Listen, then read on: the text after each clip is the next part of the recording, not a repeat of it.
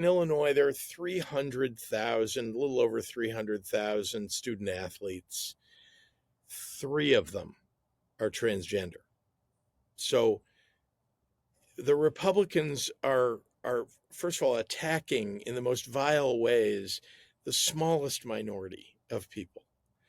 And for the most part, if you know anything about transgender kids, you know that they're suffering often from because of outside attitudes toward them and sometimes their own concerns about themselves and even their own families sometimes.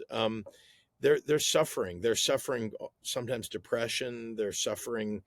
Uh, there's been a lot of thoughts of suicide by those kids.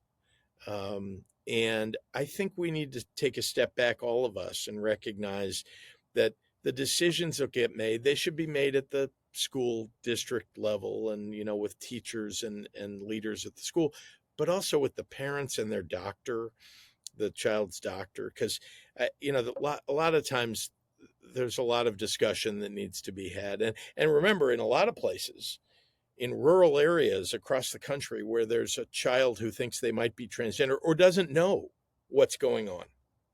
And parents, honestly, if you think your child is suicidal and you're trying to figure out what's going on, and you may have a physician in a rural area that really doesn't know anything about this, I mean, can't we muster up a little bit of sympathy for this and then recognize as Democrats that we're the party of civil rights? I mean, if you cannot stand up for the rights of the smallest minority of people, who are we?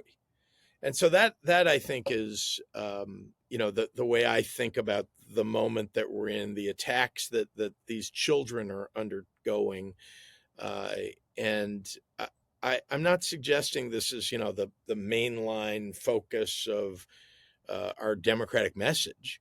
I'm suggesting, though, that throwing them aside and not recognizing that these are just another example of people that need to be protected and that whose civil rights we should recognize, and then, have some sympathy for their parents and the challenges that those families are going through.